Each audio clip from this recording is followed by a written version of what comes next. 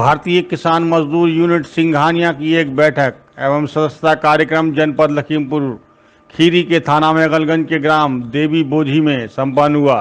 जिला सचिव कपिल दीक्षित एवं तहसील सह मीडिया प्रभारी कुलदीप सिंह के द्वारा आहूत की गई, जिसमें आसपास के सैकड़ों किसान भाई उपस्थित रहे और संगत की सदस्यता ली। इसमें भारतीय किसान यूनियन यूनिट के राष्ट्रीय अध्यक्ष श्री एस.के. सिंघानिया ने बैठक को संबोधित करते हुए जन समस्याओं का जल्द से जल्द निस्तारण कराने की बात कही। साथ ही गन्ने का भुगतान न किए जाने पर चीनी मिलों के खिलाफ प्रदर्शन की बात करते हुए साथ ही भू माफियाओं द्वारा पट्टा धारकों की भूमि पर अवैध कब्जा प्रशासन की मिलीभगत से किया जा रहा है, जिसको भी वे भू माफिया से मुक्त कराएंगे। साथ ही किसानों के धान मूल्य की वृद्धि की बात सहित संगठन के विस्तार की चर्चा करते हुए बताया कि संगठन का लक्ष्य वर्ष 2021 जून तक 1 करोड़ लोगों को जोड़ना है।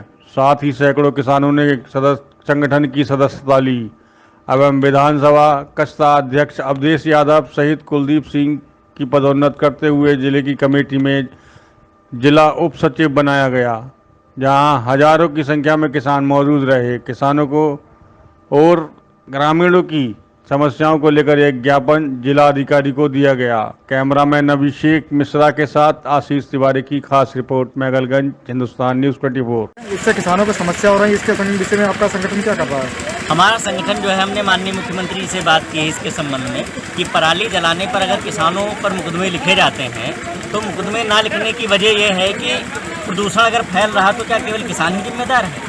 यदि किसान जिम्मेदार है तो इसके लिए वैकल्पिक व्यवस्था की जा सकती है। भाई वैकल्पिक व्यवस्था में ये की जाती, मान लो अगर किसी पराली जलाने पर किसी किसान पर मुकदमा दर्ज हो जाता है तो उससे क्या प्रदूषण बच जाएगा? अगर सरकार चाहे तो ऐसी व्यवस्था करा सकती है कि अगर उनको दंड ना देकर कह दे कि 20 पेड़ आप लगाइए और 20 पेड़ों को 5 साल तक आपको बढ़ाना है, उनकी सेवा करनी है, और वो किसी मजिस्ट्रेट के या किसी भी जो है अधिकृत पर्सन है प्रशासन के अंदर में रख दे और 5 साल तक उसको बढ़ाए तो इससे पर्यावरण बढ़ेगा नहीं बढ़ेगा? किसान पराली जला रहा है, उससे प्रदूषण हो रहा है। जो सड़कों पर दर्जनों कोल्हू लगे हैं, उनसे प्रदूषण नहीं हो रहा है। हाँ, ये बिल्कुल ये सारी चीज़ें, और फैक्ट्रियाँ इतनी हैं, फैक्ट्रियाँ हैं, लगातार प्रदूषण हो रहा है। प्रदूषण के बहुत सारे कारण भाई फैक्ट्रियों कोल्हू चल रहे हैं, फैक्ट्रियाँ चल रही हैं, उसमें फैक्ट्रियों में कोई ऐसी व्यवस्था नहीं है। मैं गुलरिया में गया था तो वहाँ पर जो पानी आता है वो इतना ख़राब आता है कि वहाँ के कई गाँव के लोग प्रभावित हैं उससे। इससे भी मैंने जल निगम को लिखा था, माननीय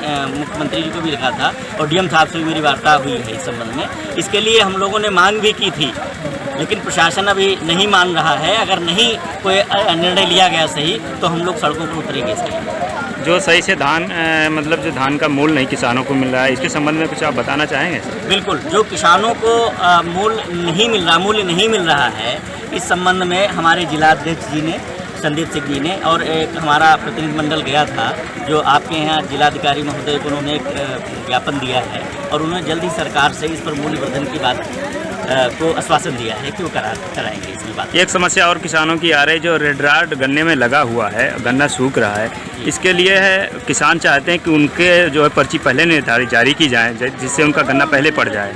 कुछ इसके लिए संगठन को मतलब उठाना चाहिए। इस संबंध में ये सूचना मुझे प्राप्त हुई है। इस संबंध में मैं जीएम साहब को पत्र लिखूंगा कि जो इस तरीके से जो जिनका गन्ना प्रभावित हो रहा है, कि जिनकी पर्ची जल्दी आ जाए जिससे उनका गन्ना प्रभावित ना हो, तो उनके लिए मैं जीएम साहब को पत्र लिखूंगा और चिन्हित किया जाएगा ऐसे किसानों को, जिससे कि उन्हीं के लिए, नहीं तो सब पर्ची मांगने लगेंगे जल्दी के लिए नहीं, तो उसमें भी कोई ऐसी चीज़ें ना आई कि उनको भी डिस्टर्बेंस हो।